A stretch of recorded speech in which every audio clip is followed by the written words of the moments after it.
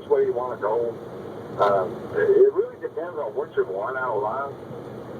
If you really want to be able to buy property and give your family a little bit extra, you almost got to get into some kind of less, knowing that you will be paid consistently week in and week out. And I did throw out a story from CNN Money that posted about the amount of jobs will be required in 2020, which represents an increase of 20% over the quantity of truck drivers out there today. And continuing on the story, it states that the positions are very difficult to fill and even harder to keep filled because, as it states right here, nobody wants to drive a truck. The pay isn't bad, but truckers earn a median annual wage of $37,930, and that's according to Bureau of Labor Statistics, as we're hearing from this conversation today. That's really not a good picture of what the median wage is, I believe. Now, as we've heard from some of you out there, the incoming drivers that may be coming right out of school are looking at maybe a 22 cent to 28 cent rate per mile, which is going to be pretty tough to make a living. But guys have to come get some experience somehow.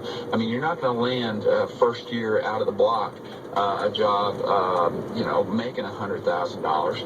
But once you do get a couple years under your belt, obviously there are lots of different types of jobs to get into, and that's why I think it's important to talk to folks and get some experience from the drivers out there who have been around and who know a little bit more about what it takes to be successful in the industry and where you might earn more money and find that happy medium. Are you a guy like Dogfish? You want to do a salary type run where you are going to max out your hours on if you look at the year, because you will have short days and you are going to have longer days, but it all averages out over the year. And will you be willing to take that salary, or do you want to get out there and keep the hammer down and keep running until you're making something like what Hawaii's making? If you're clearing $122,000, $126,000 for the year,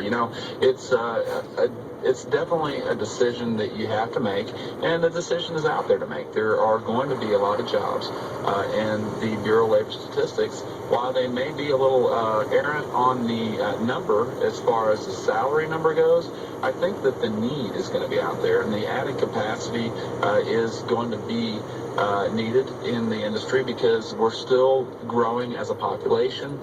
We are still manufacturing some goods.